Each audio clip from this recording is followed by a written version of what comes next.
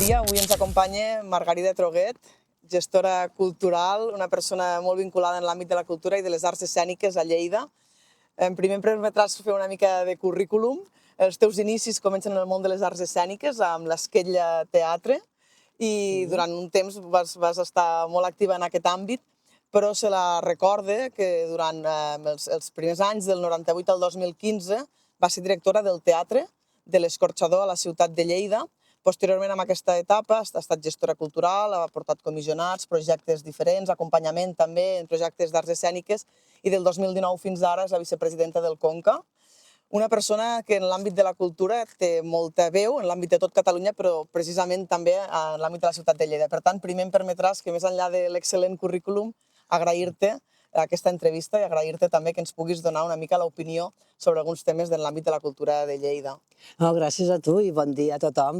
Sí, parlar de cultura sempre és molt agraït perquè parles de coses que són beneficioses per a les persones. Per tant, sigui de l'àmbit que sigui, de la branca o la disciplina artística que sigui, quan parles de cultura parles de coses que són pràctiques artístiques que podem desenvolupar les persones humanes. I això fa que sigui molt plaent parlar-ne, no? Per tant, quan això ho has de vincular amb un entorn, que és la ciutat, que jo no hi vaig néixer en aquesta ciutat, jo vaig néixer al Pirineu, però fa tants anys que hi visc, que sento que sempre he viscut aquí, doncs quan ho pots vincular amb un entorn fa que la cultura sigui una manera d'entendre el món, d'entendre la vida, de viure d'una manera més acompassada amb tot el teu entorn i la teva vivència. Per tant, la primera pregunta potser serà de caire més generalista, Margarida, però sí que m'agradaria que ens poguessis dir quines són les urgències, les mancances que en aquest moment té la ciutat de Lleida en l'àmbit de la cultura, però no només en la ciutat de Lleida, sinó també en el conjunt de les administracions, perquè Lleida no queda exclosa segurament amb mancances o temes que són del conjunt del país, però que també la idiosincràsia i la teva experiència des del Pirineu a Lleida també et permetrà poder-ne parlar. Sí, mira, si tanquem una mica els ulls i pensem, per exemple, en els anys 60 o finals dels anys 60, doncs hi va haver manifestacions artístiques a la ciutat, com el grup Cogul, que va ser significatiu per aquesta mirada artística molt més enllà, i encara vivia Franco en aquell moment. Però després, per exemple, a finals dels 70, aquesta idea del Jaume Magre a la Petit Galerie, que va ser una revolució no només per la ciutat de Lleida, sinó per més enllà. Recordem personatges, el malaurat que es va morir fa molt poc, l'Àngel Jové, per mi és l'artista més important d'aquesta ciutat, és una cosa impressionant, la seva manera d'entendre l'art, i sobretot aquesta idea de l'art conceptual que va néixer d'alguna manera amb ell, no? Si passem d'aquest 75-76, que és quan funcionava la Petit Galerie, ja no ens passa res més fins als 80, que amb els ajuntaments democràtics és veritat que els ajuntaments i l'Ajuntament de Lleida, com tots, el que fan és adquirir, habilitar, rehabilitar espais que no són d'usos artístics ni culturals, però per convertir-los en culturals.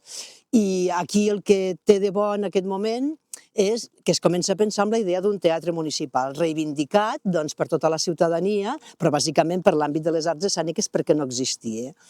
En aquests 80 es munten les escoles municipals, l'escola de teatre, l'escola de belles arts i el conservatori que ja existien. I penso que als 80 l'important és que passi això, que es comença a plantejar la idea dels equipaments també. Però a mi em sembla que un altre moment important, per anar ràpid diríem, seria el 2001, quan neix la revista Transversal. La revista Transversal és una altra aportació, com ho ha estat la Petit Galerie o com ho va ser en el seu moment el grup Cogul, una aportació no només a Lleida, sinó al pensament de la Catalunya, diríem, en general.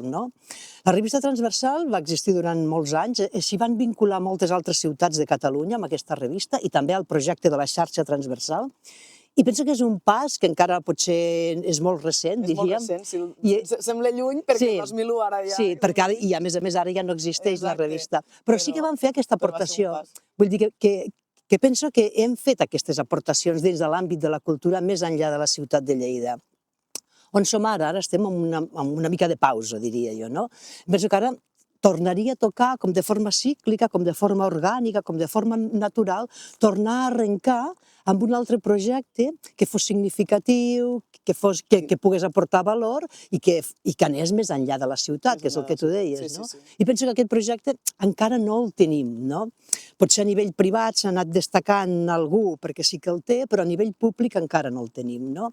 Hem consolidat els equipaments, és veritat, però encara ens faltaria, doncs el repte seria que no com trobar aquesta eina que ens permetés d'alguna forma crear pensament i implicar una mica doncs, tot el país, no? Mirant cap a aquest projecte, que no sé quin projecte és, perquè els projectes els fan les persones i cal la persona que... I segurament necessiten el seu temps de cocció i de reflexió i tot plegat. Però el repte segurament aniria com per aquí, no? Com podem crear un altre pol d'atracció que tingui a veure amb el pensament cultural i amb el pensament artístic. Ara comentaves, Margarida, que la pota privada, o que moltes vegades el repte, quan fas un equipament públic, la disquisició és, escolta, la governança d'aquest equipament ha de ser pública 100%, ha de ser privada 100%, ha de ser pública o privada, i aquest és un debat que crec que el conjunt de les ciutats el van tenint també, no?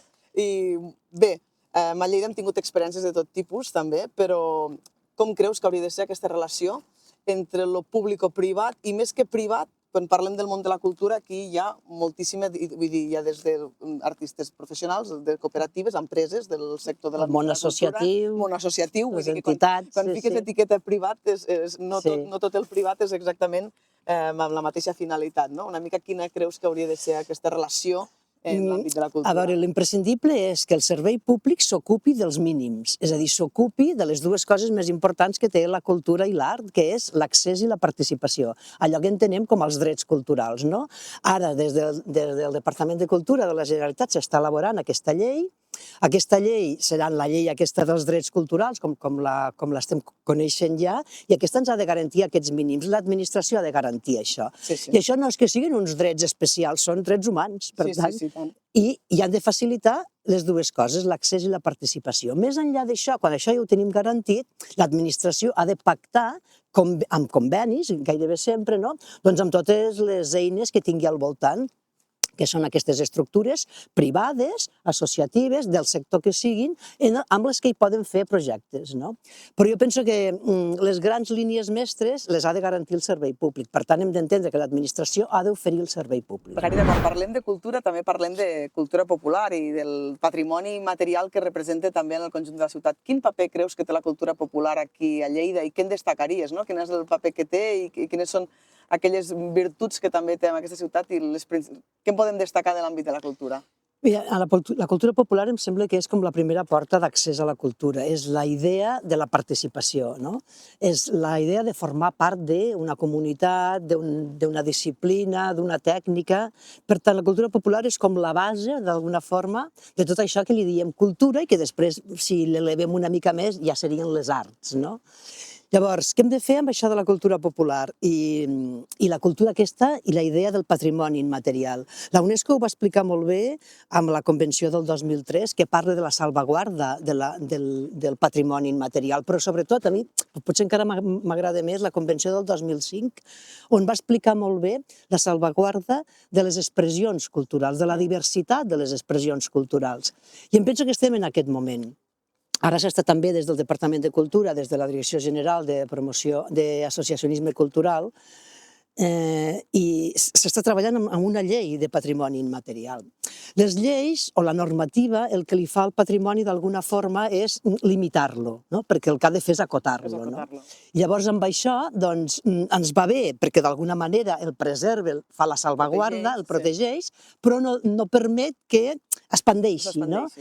I el que necessitem en aquest moment, parlant d'aquesta idea de la Convenció del 2005 sobre la diversitat de les expressions culturals, entenent que la ciutadania, i Lleida és un exemple, està plena d'idiomes, de llengües, de gent, de colors, hi ha aquesta diversitat, doncs la feina que tenim penso que és com farem per salvaguardar les expressions artístiques i culturals d'aquesta diversitat.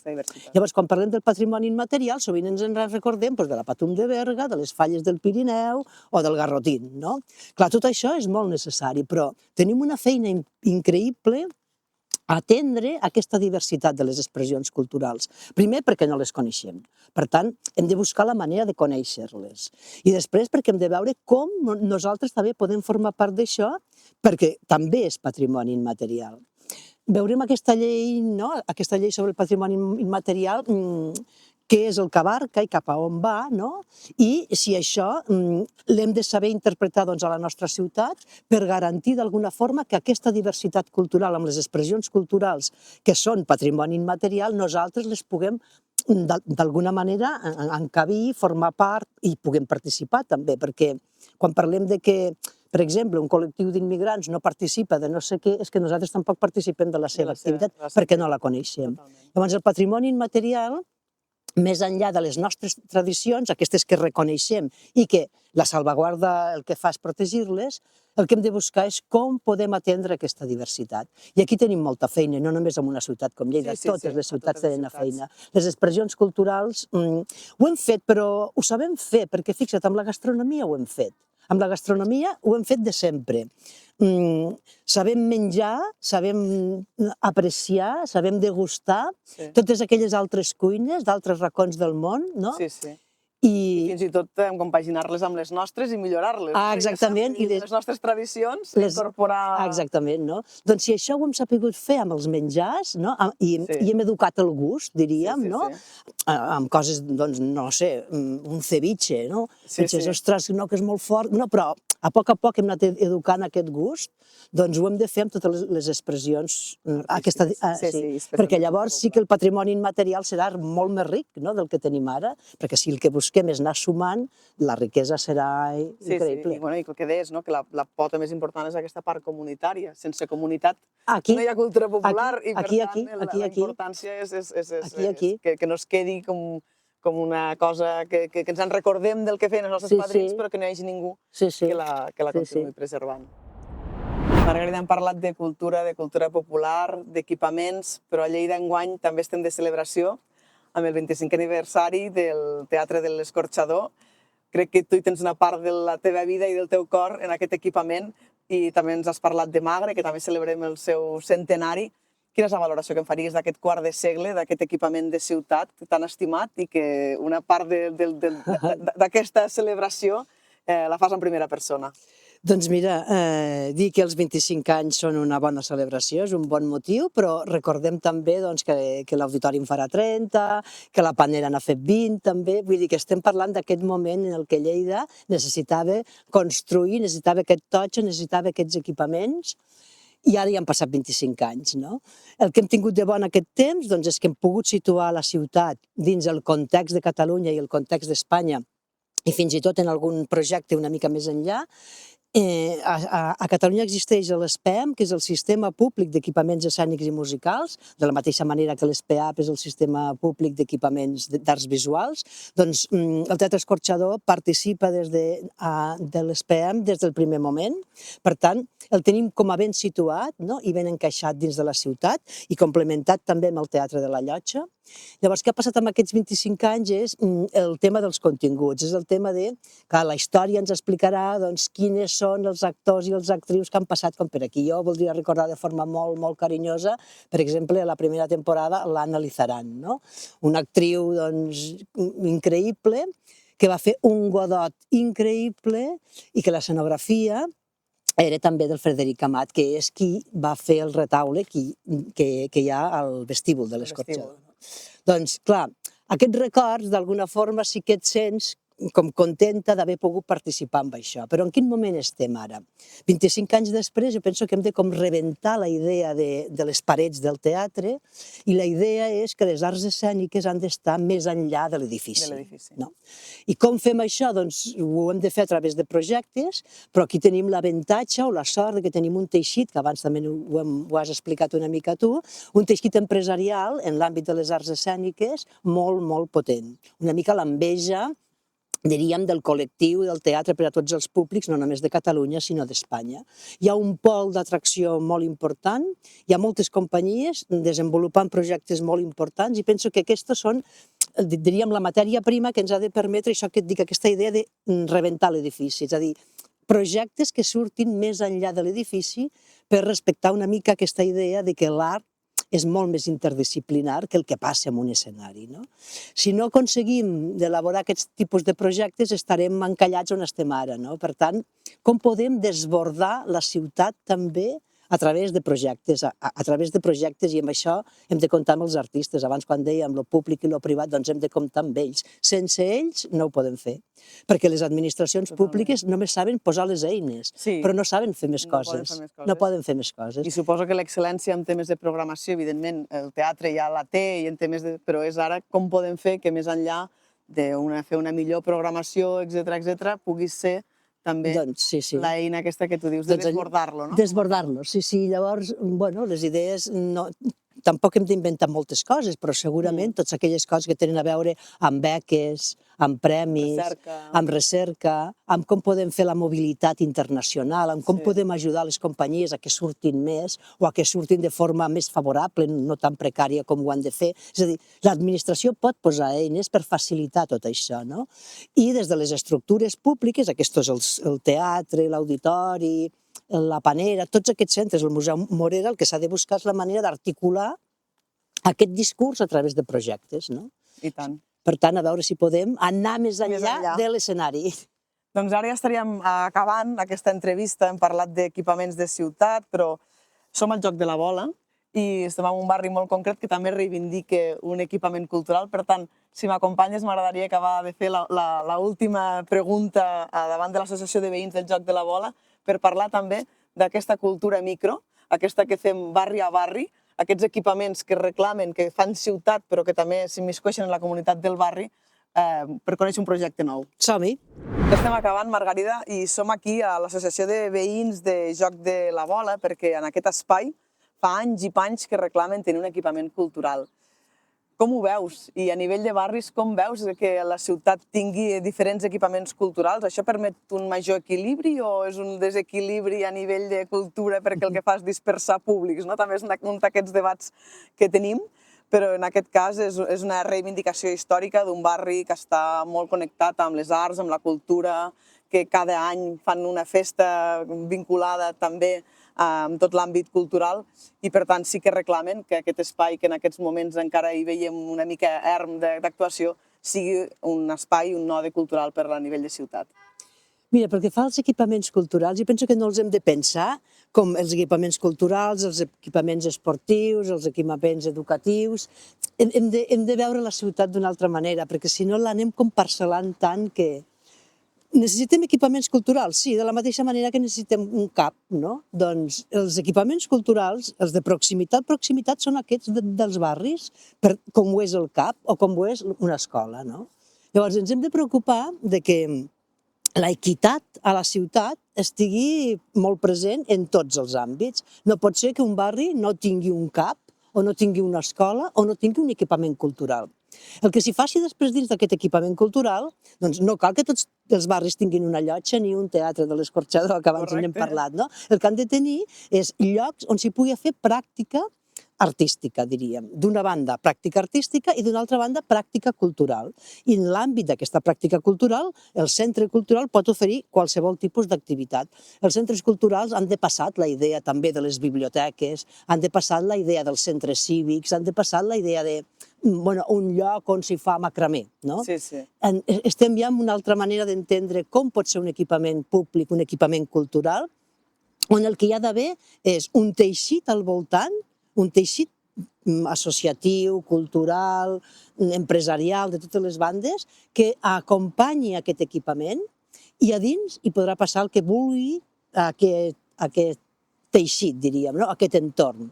Per tant, el primer que hem de veure és si hi ha teixit, si hi ha necessitat, si aquesta necessitat hi és, si la proximitat és imprescindible, per tant, sí que s'ha de fer aquests equipaments, però no els hem d'aïllar de la idea d'una banda els esportius, d'una banda els eclesiàstics, els religiosos, perquè si no el que tenim és una ciutat molt, molt parcel·lada. Ara, jo penso que és important estar atents, d'alguna manera, al que la ciutadania i l'entorn més pròxim d'aquell tros de ciutat reclama, d'alguna manera. Entendre que hi ha un teixit suficientment gran per suportar allò que a tu et sembla que hi pot anar bé, no?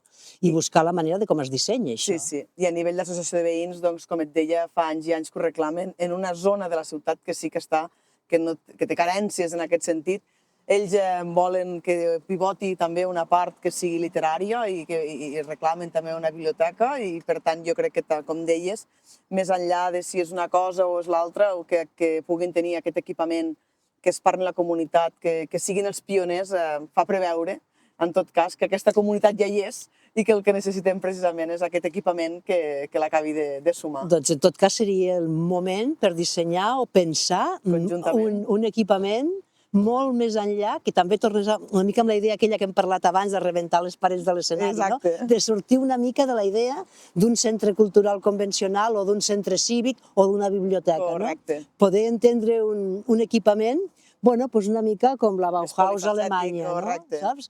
Una mirada una mica més oberta, no? Partint una mica de la idea del ciutadà que ho ha de fer anar. Sí, sí. I tant. Això estaria molt bé, tant de bo passés. Doncs moltíssimes gràcies, Margarida, per l'estona, per l'entrevista, per les teves aportacions, que crec que han estat un punt també de respir en l'àmbit de la cultura que ens permetrà també compartir-los amb tota la ciutadania. Moltes gràcies. Gràcies a vosaltres. Gràcies a tu.